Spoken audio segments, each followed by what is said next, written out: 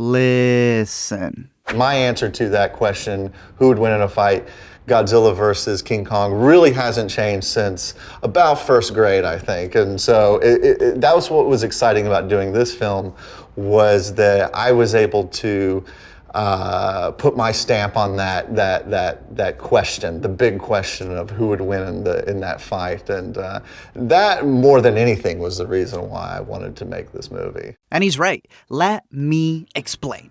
Now, really quick, looking back at the original 1963 fight, I've heard people argue for Kong, people argue for Godzilla, and throughout the years, and especially by region, it seemed to vary on who won the fight, but I think it's clear that it kind of ends in a draw.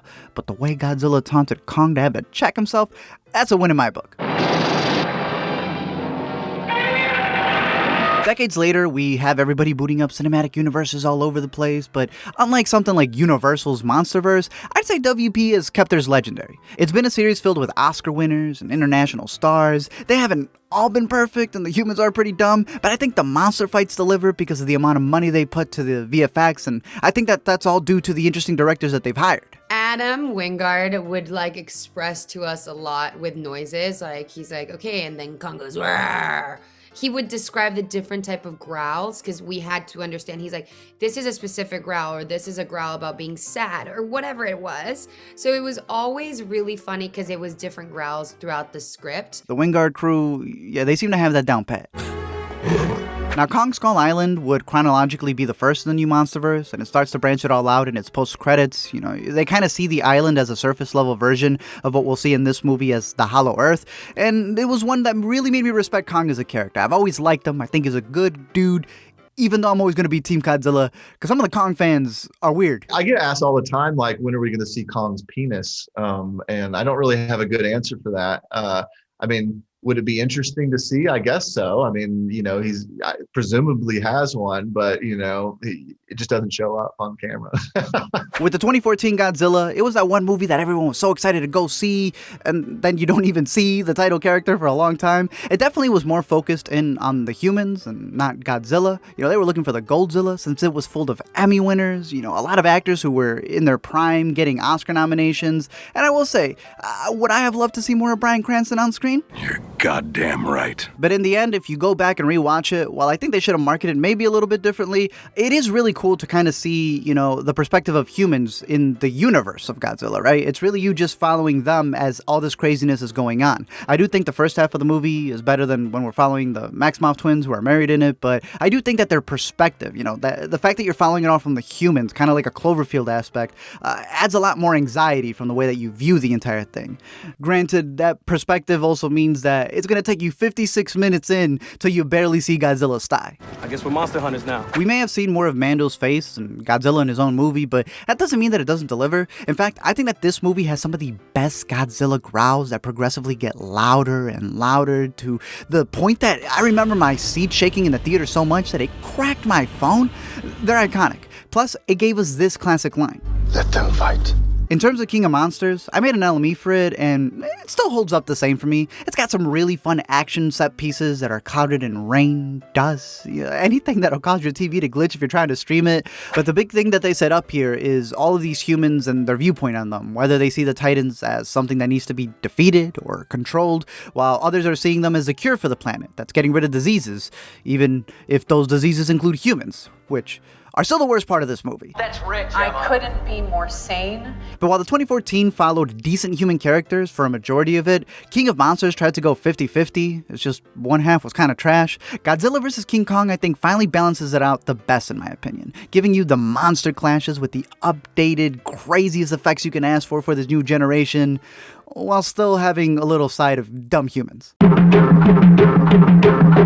Now, personally, I give it a full combo price, so full spoilers if you haven't seen the movie, definitely go check it out. It's on HBO. You can blast it and play it 7 times over like I've done. Just, be careful, because the more they're hearing Godzilla growl, you're going to get your neighbors knocking on your door. This is not another movie that you can, a versus movie, where you should walk away still asking the question, who won? This has to be the definitive answer to the question, who wins, Godzilla or Kong? Now, breaking down the two, Godzilla's size and tail are clearly the advantage here, because that thing is so sneaky, and he even uses it in the first fight as a misdirect when he's coming up on them, which is really smart. But considering his tiny hands, look, I gotta give it to Kong because he's got that reach. Both have the ability to shoot beams, Zilla from its breath, and Kong's axe when he's able to hot potato it back to him. But here's the thing though, as much as I don't care about the humans, you can't ignore the amount of assists they give Kong throughout this flick. For one, they're the ones who bring him into the battle, which, it's a lot better than the way they upped him in the original, but they're always assisting him in every way, shape, or form. Meanwhile, it's always Godzilla on his own, and he comes into this first fight and sinks their battleship in seconds. Ooh, Godzilla is roasting King Kong. Now, I'll be honest, in this first one, they do mention that Kong has been sedated because they're taking him out there. He's like at 88%, so I'm not going to fully hold the first match against him, even though a couple days had passed. But Kong did also have the humans helping with fighter jets. They're shooting Zilla from the ships, even beamed him out of the water before Kong drowned. They provide Kong with jets to dart, the ability to hopscotch across the water, and still Zilla has him hitting the Geronimo. Okay, whoa. See, Godzilla beat him so bad this first round that they actually had Kong play dead. Legit, Rebecca Hall had everybody turn off the lights on the ships so that Godzilla would think that they were going night-night and he could swim away. So at the bell, it's 1-0 the monster who has the moniker of a deity.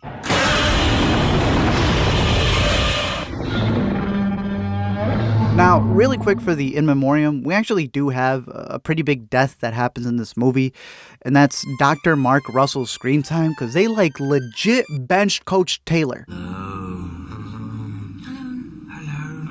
In terms of the story, they still have each human following a monster. For Godzilla, there's Brian Tyree Henry, who plays a podcaster who used to work for the big company Apex. He's the whistleblower who does nothing but yell. I like Brian, but they made his character too goofy, in my opinion, because they're trying to create this conspiracy trope with him, but it doesn't really make sense considering the world they're living in. One that has these posters up in schools. They even had a bit where he mentions bunkers, and it's supposed to be outlandish, even though Millie's mom in the last one straight up confessed. Over the last 60 years, Monarch has prepared bunkers around the world to save and restart civilization. I suggest you find them. Couldn't be more sane. He's got a calculator watch, a fanny pack, he rants about the Illuminati and secret societies, and Millie listens to him. That podcast is filling your head with garbage. Millie also got cut down in this movie, but she still finds herself having easy access to high security facilities. She does research and drinks coffee, and is able to find the dude who's extra cautious about his location by buying fish off the guy who sells him bleach.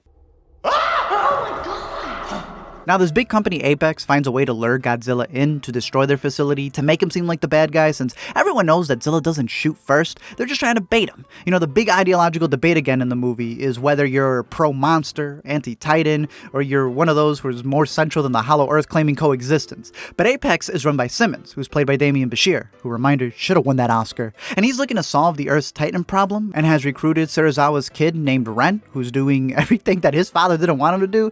I guess he hates Godzilla because his dad paid more attention to a lizard than him, but Simmons also has his daughter, Maya, who babysits for her dad practically, running assignments and looking to extract an energy source to power up their new project. Feel free to be impressed. A lot of that centers around finding the Hollow Earth, which Baby Dre first mentioned back in Skull Island, and they kind of show you a map of it where you see all these funnels that kind of in a sense have allowed Godzilla to travel as fast as Varys, since they're like the East Australian currents to any point on Earth that he could just hop in, and that's where Dr. Lind and Dr. Andrews come in. Skarsgård's character is the one who's been studying and pushing this theory about the Hollow Earth ever since his brother died searching for it, yet when he's finally on his way down there and is passing the gravity inversion level that crushed his brother, dude's just cracking jokes.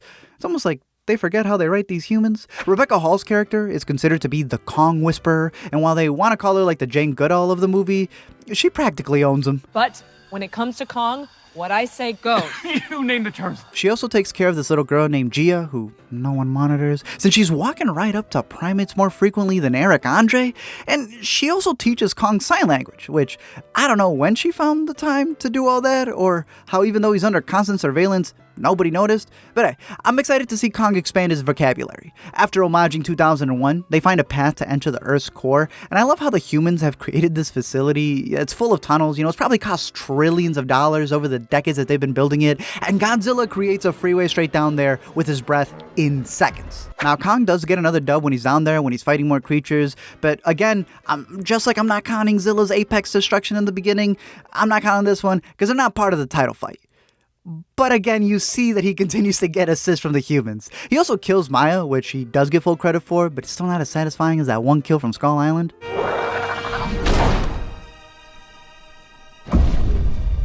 But I would love to see future installments take place down here, completely. Hell, make it an HBO series and don't skimp on the money. I know that a lot was cut down from this version because Adam Wingard mentioned how he didn't want to have a 6-act popcorn movie, which I respect, I think it does work in being able to just make it something that you could sit down and enjoy over and over.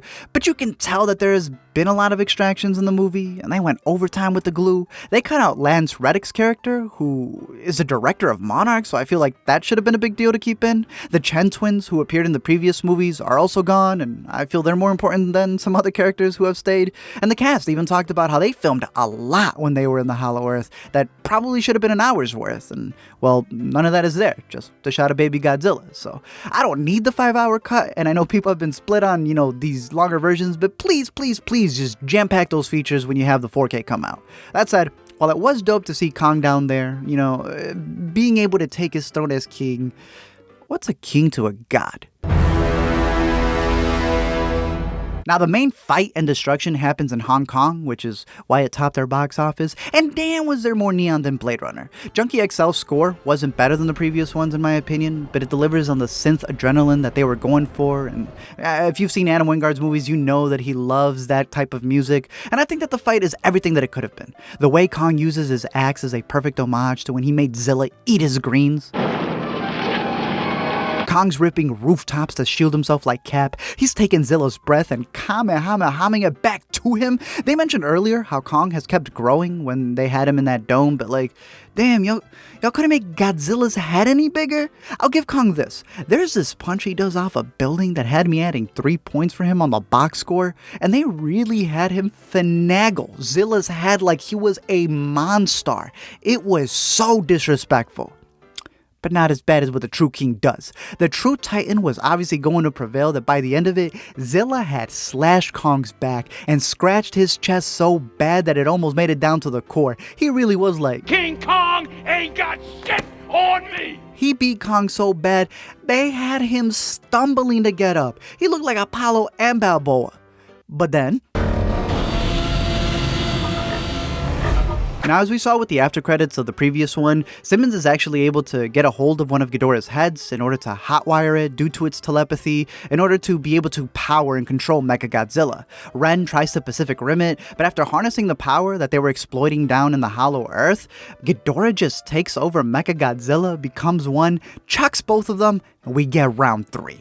Now again, Kong gets a literal boost from the humans to revive him, and they're able to double team the robot. And I will say that while this does look like the first slight L Godzilla took, I mean, Godzilla didn't know he was going to have a doubleheader that day. He just finished constructing I-290 down to the Earth's core, and you know what? He did kind of loosen that peanut butter jar for Kong to come in and sock and bop him. But this thing was amped up. It isn't until, again, the humans pull the plug and depower Mecha that they're able to take him down, and I've heard some people try to use the logic that if Mecha was owning Godzilla and Kong was beating up Mecha, then when it comes down to it, this was a double team. It was Godzilla's breath that charged his axe. All a team effort. The two stare at each other and acknowledge that they want more sequels to come, and then they go on their merry ways as it ends. Just like the Toho contract. Now, I'm not sure how many people know this, but the Toho contract that they had was only up until 2020 in order for WB and Legendary to use these characters, in particular for Godzilla. So I don't know what happens next, because it seems like there was some duping going on in the background. I know that Toho has some rules for their characters when they lent them to Legendary to do these reboots, and one of them, I believe, was that Godzilla can't show emotion, yet they had his goofy self smiling when he hit Kong. Sure, they gave Godzilla the win, but they also kind of gave Kong the movie. Not only is the opening shot Kong's, he's the one who gets the development. We see him learn a new language. We visit his childhood home. It's practically an eat, pray, love for him. And even right at the end, when we're supposed to get the classic Godzilla swimming away in the water, and then a rock song plays with credit, Kong really swung in and stole it.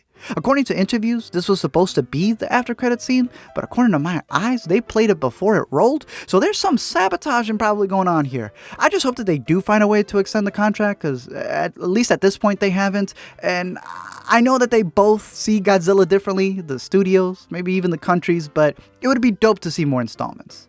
But man, they really had Kong staring at him leave, knowing good and well that he was going to take back that final shot. It's slick. At least this time around, it is definitive. And if you disagree, it's probably going to be another 40 years before the kid who's watching this installment right now goes to film school and does everything in his power to redirect that rematch. But until then, thank you for watching this video, and I'm curious to know your thoughts down below in the comment section. Who are you rooting for? Do you see it any other way? I mean, Godzilla won. He's the winner. He's the one who's prevailing. I'll see y'all in 60-something years when they try to do it again, but I'm glad that he won. Although I do feel he may have gotten duped. I really do hope that they fix the deal and they're able to extend it. They better not have just used Godzilla for all of these movies and then they're just gonna push Kong with like a miniseries on HBO and focus on the Hollow Earth. I want them to continue this whole Titanverse. I want it to get bigger and bigger and bigger, like people have been wanting to see with all the fan installments that they're hoping for. But yeah, I'm curious to see your thoughts on this movie, what your favorite scene was. Out of the ones that we've gotten so far, what is your favorite? I still think that Godzilla is probably the best made one, but the one that I've rewatched the most is this one right here. Again, the humans are so dumb, but I think the fights deliver for what they need to. It's pretty cool to see both of them. I like when Kong popped his shoulder back in. I thought that was pretty cool. But remember, even though he's King Kong, he's Godzilla and still the king. But he only uses that as a subtitle. It's only a matter of time before they make this a theme park ride, so I'm going to be there for that because the movie already felt like that. But until next time, I'm curious to know your thoughts on this. Any big franchises you want us to cover, WB, please don't block us. And until next time, don't forget to comment, like, and subscribe, and Coach Taylor will finally get another scene.